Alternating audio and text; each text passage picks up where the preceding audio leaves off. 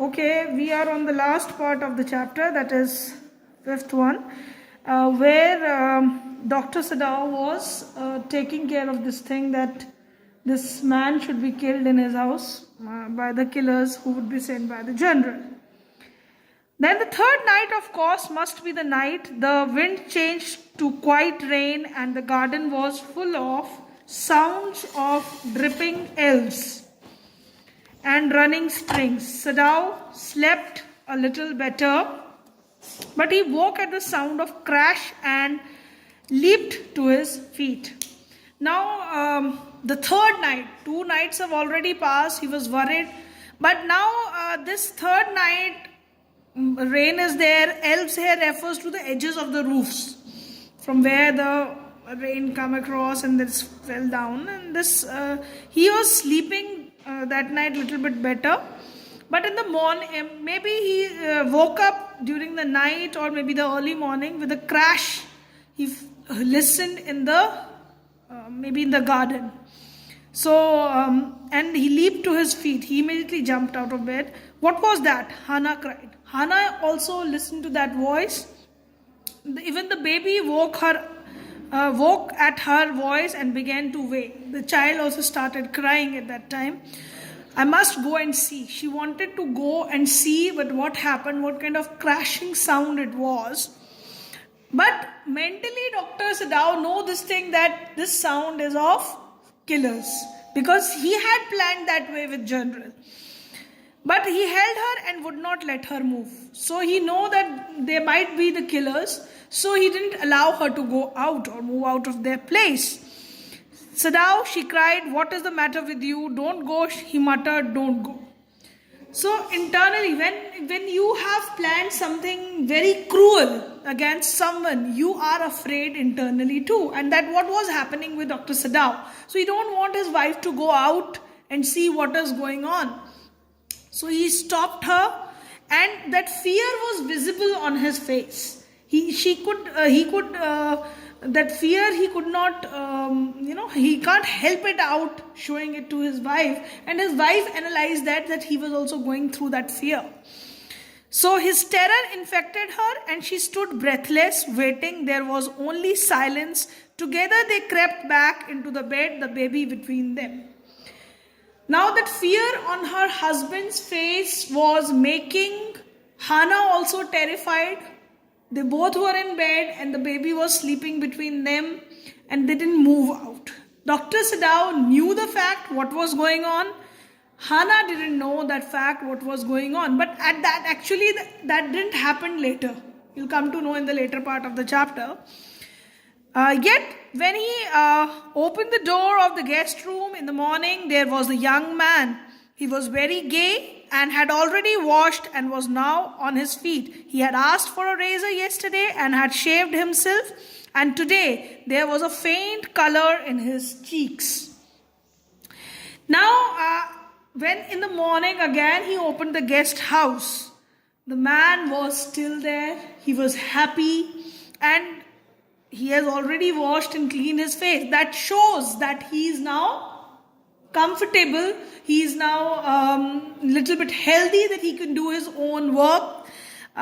He even shaved, because yesterday he asked for a razor. So he has also cleaned his shave, and his clear face could be seen, and that faint color in his cheeks, that shows his improving health. Earlier, what kind of condition was he? You know that his pale color, dull color was on their face, and now that little bit color on his cheeks showed that he is regaining his strength and health.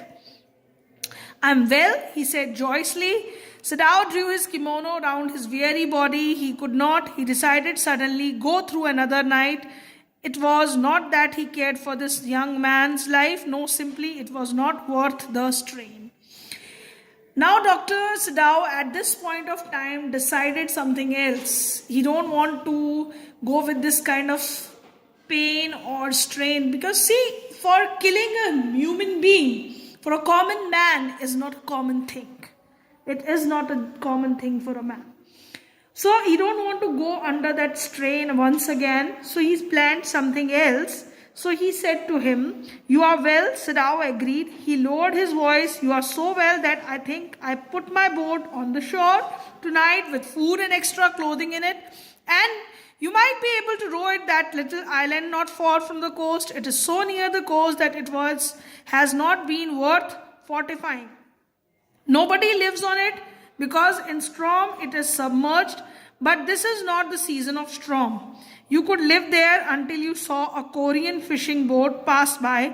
They pass quite near the island because the water is many fathoms deep there." Now, what was his plan?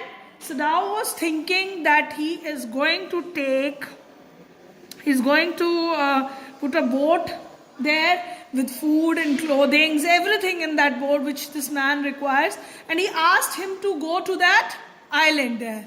Which island? Which was near that island where he could stay there, and nobody lives there because it used to drown during the storm time, and he wanted that some Korean boat is going to come up there near that island, and then he can go with that Korean boat to some other place and be safe. Now, generally near the island, no boat come near the island because it's shallow places there, unless you move on to that island. But there deep water is there, so boats used to come near the island, very very close to it. And so what happened, they used to this kind of he would be safe there, and even he could see the boats coming to that place, and that would be helpful for him to save his life. So that was the Dr. Sadao's plan to save his life. The young man stared at him slowly, comprehending. "Do I have to?" he asked. Now he understood what Dr. Sadao is actually telling him. He wanted him to save his life, so he said, "Do I have to run away from this place? You are going to not hand over me." He know that he is not killing him. He is not handing over to the officials. "I think so," Sadao gently. "You understand, it is not hidden that you are here."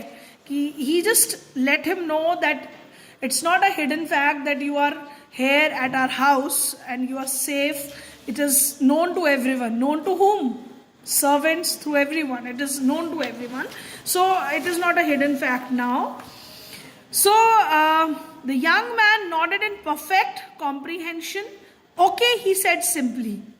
Now this young man understands that.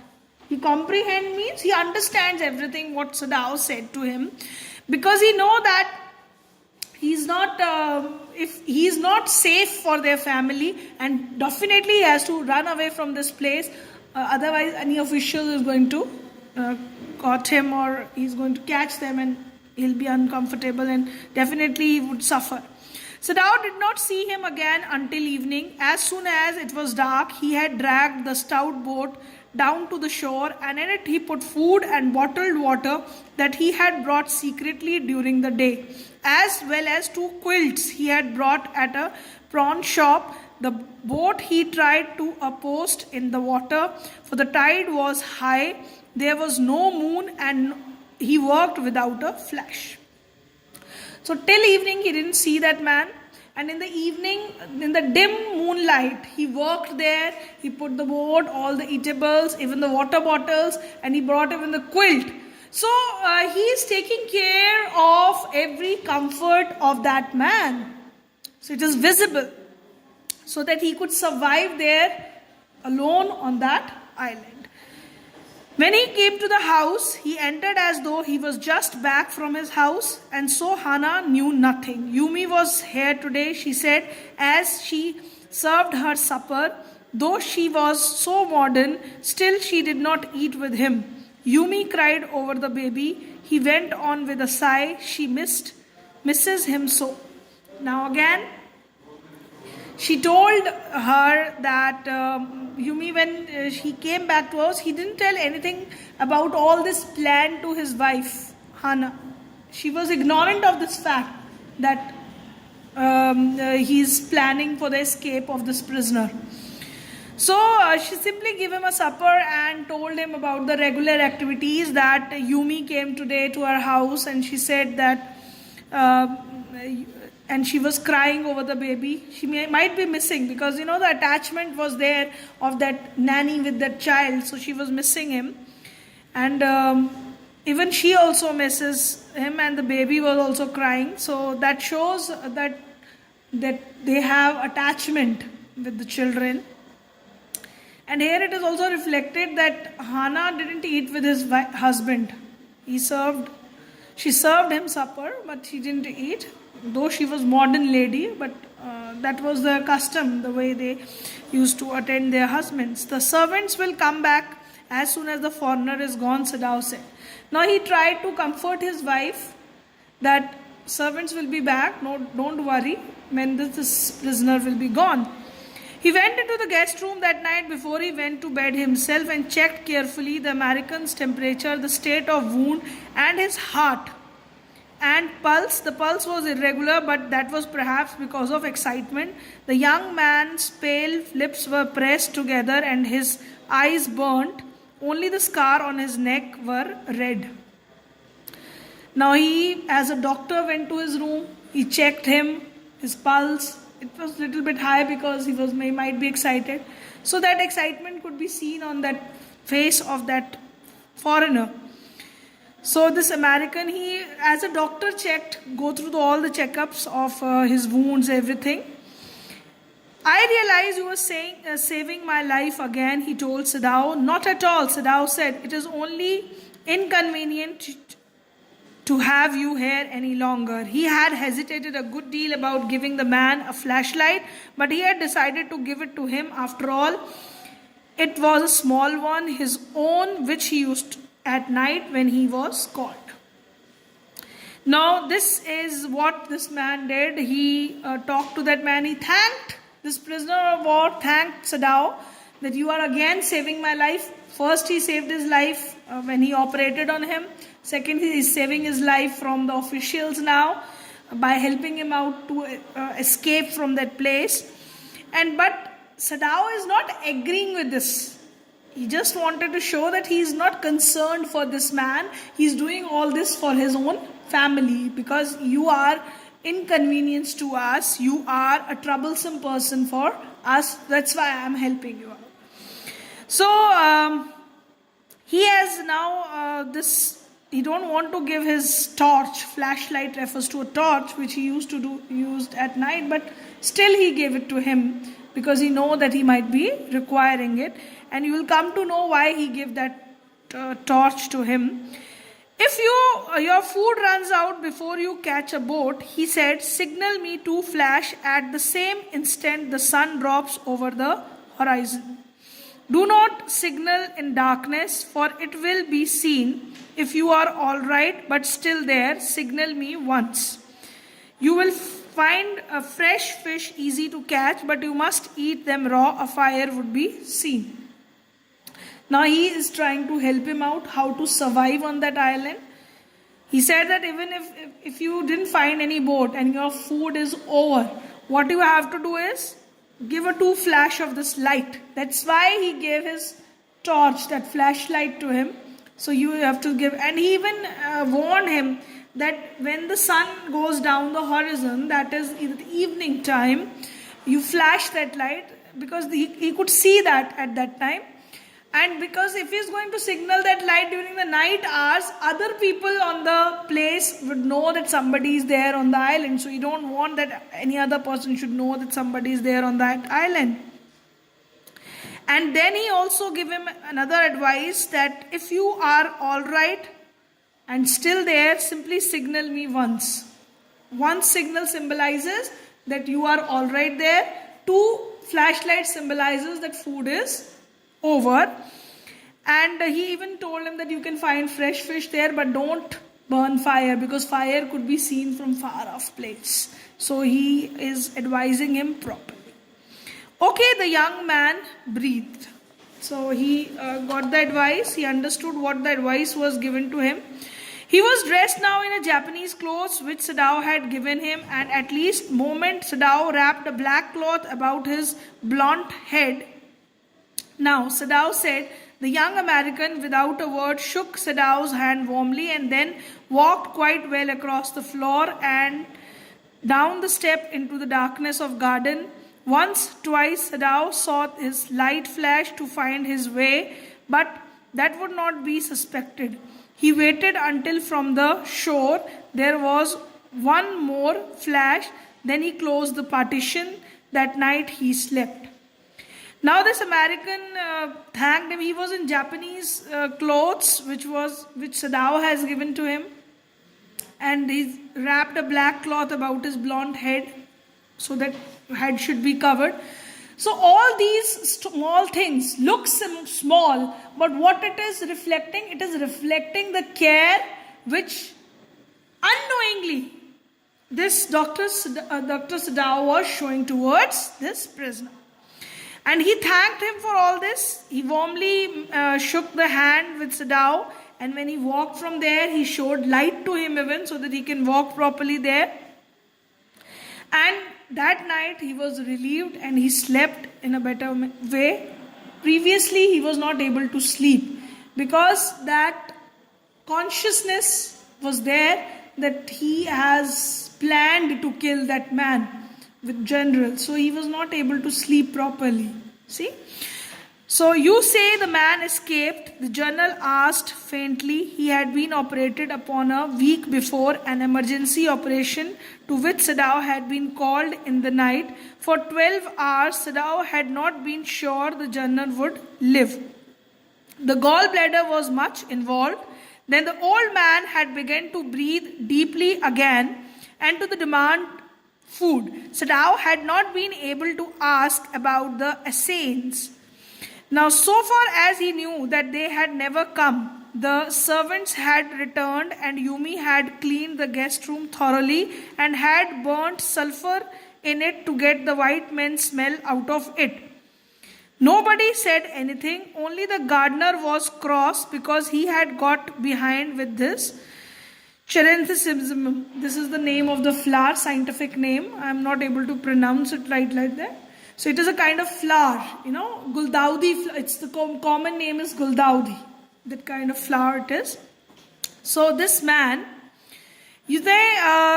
this was informed to general by Dr. Sadao that this man escaped.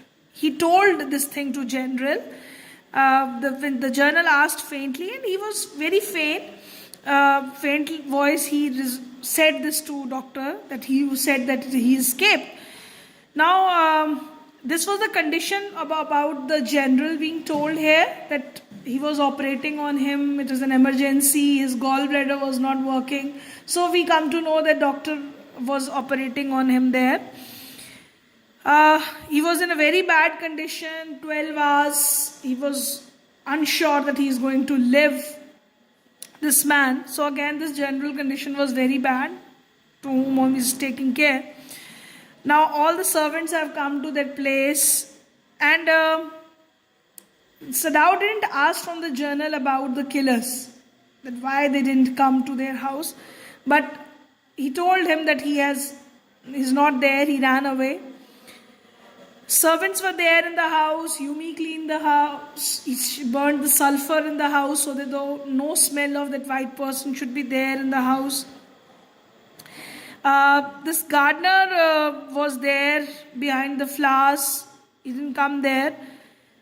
But after a week, Sadao felt the journal was very well enough to be spoken to about the prisoner. Now when after 1 week he regained his strength, now Sadao wanted to talk about that prisoner to the general, because he don't want there any kind of problem he should face later on.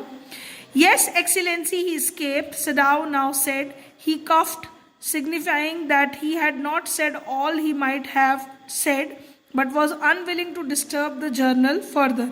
But the old man opened his eyes suddenly. He don't want to disturb the journal, so he coughing. He simply signify him that he is not there. He ran away from that place. But the journal, who was now in a better condition, he suddenly opened his eyes. He was surprised that man ran away. That prisoner, he said with some energy, did I not promise you I would kill him for you? I told you, I promised you to kill that man for your sake. You did, Excellency, Sadao said. Well, well, the man said in a tone of amazement. So I did, but you see, I was suffering a good deal. The truth is, I thought of nothing but myself. In short, I forgot my promise to you. Now, that was the reason, that's why the killer didn't come there. He was so much suffering, this general was so much suffering from his illness that he forgot his promise. Now, actually, he himself was feeling guilty that he was not able to help the doctor, although he promised him that he would help him to get rid of that, but general was feeling guilty at this point of time, you know. So I wondered, Your Excellency, Sadao murmured. It was certainly very careless of me, the general said, but you understand, it was not lack of patriotism or dereliction of the duty. He looked anxiously at the doctor. If the matter should come out, you would understand that, wouldn't you? Now, doctor, this general is, as I told you, is feeling guilty on his own. That I hope you will understand my situation. I am suffering. It is not that I lack patriotism or dereliction refers to the non-performance of duty. Actually, he is trying to convince doctor that actually I wanted to kill that prisoner. It's not that I am not showing any patriotism, but actually I am suffering and that's why I forgot it. So the doctor seems to be very relieved from this situation. He should be feeling guilty because he helped that man to escape from that place, but who is feeling guilty at this general for not helping that man? Certainly, Your Excellency, Sadao said. He suddenly comprehended that the journal was in the palm of his hand, and that was, as consequence, he himself was perfectly safe. I can swear to your loyalty, Excellency, he said to old general, and to your zeal against the enemy. Now he is trying to console the general, trying to pacify him by saying that I know that your condition is and he swear that he is being loyal towards his country, and you know, he says that you are enthusiastic person who is really concerned for his country. So he give that kind of statements to general to pacify. But Sadao, searching the spot of black in the twilighted sea that night, had his reward. There was no prick of light in the dust. No one was on the island. His prisoner was gone, safe doubtlessly, for he had warned him to wait only for a Korean fishing boat. Now, Sadao was searching for the spot of black in the twilighted sea that night. He was searching for that light there, faint light there, but there was no light. So that shows that that man is gone. Because he used to signify with single flash that he is alright. Now no light is there, that means he is gone. And he told him that he has to go with a Korean fishing boat. He stood for a moment in the veranda, gazing out to the sea from whence the young man had come that other night, and into his mind, although without reason, there came other white faces he had known. The professor at whose house he had met Hannah, a dull man, and his wife had been a silly talkative woman. In spite of her wish to be kind, he remembered his old teacher of anatomy who had been so insistent on his mercy with the knife, and then he remembered the face of his fat, slatternly landlady. He had great difficulty in finding a place to live in America because he was a Japanese. The Americans were full of prejudice, and it had been bitter to live in it, knowing himself their superior. How he had despised the ignorant and dirty old woman who had at last consented to house him in her miserable home. He had once tried to be grateful to her because she had in her last years nursed him through influenza, but it was difficult, for she was no less repulsive to him in her kindness. Now he remembered the youthful, haggard face of his prisoner, white and repulsive. Strange, he thought, I wondered why I could not kill him. Now, through all this part, you understand he is remembering. He's standing on the side coast of his house and he is looking at that. And all the faces, white faces refers to the European people he came across or Americans he came across. He remembered all the people who came in his life. So he was remembering which people? He was remembering the professor where he met Hannah. He also remembered that talkative lady about whom he mentioned in the early part of the chapter. And he hates them, the kind of the way they used to talk so much. And even he remembered his landlady who gave him house in a very dirty house it was, and she was also very shabby kind of lady dressed in a very dirty manner. She gave him house, and these people are biased against them. They are prejudice refers to bias. When they form an opinion, when we form an opinion about someone without knowing them, that is called prejudice. And this lady do have that opinion about Japanese, and that's why he was finding a difficulty getting home in America. So we find even at this point of time that his hatred, Sadao's hatred for these Americans was not wrong. Actually, he had suffered that thing, that prejudice against Japanese in America, he had suffered living there. He was not getting the good house there. But he was thankful because this lady, that American lady, treated him when he was suffering from cold. Influenza refers to simple cold. And this lady helped him out. Although he don't like her at that moment also because she is very repulsive. Might be her behavior is not that good. And so he don't like her. But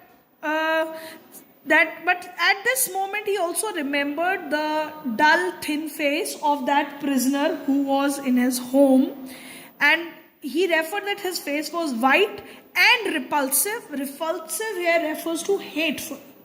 He was feeling hateful towards that man, but still he was not able to find the reason why he couldn't help, why he helped that man and he was not able to kill him.